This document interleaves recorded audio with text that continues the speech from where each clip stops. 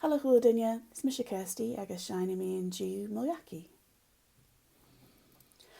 Shine he devo hu devo hook of he shall given a bird vet a goldum cree we sturig mo has and no Dhachaidh vikin e clear his and lagom like a training and caning just honest as clod is poacher and gorak nan told and dios big speaker and green again it is an or yet Michelle and Hollis the nighty shine he devo hu devo hook of he shall act then a bird vet a golden cree sturig mo has and no Dhachaidh vikin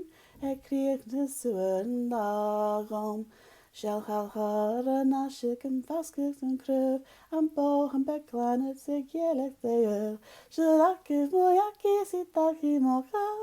en hastels na tuol shalom shine he devo hu devo hook of he shall akkiv en a bird vet a golden cree sturig mo has en no Dhachaidh vikin e krien gesuren lagom. She like day.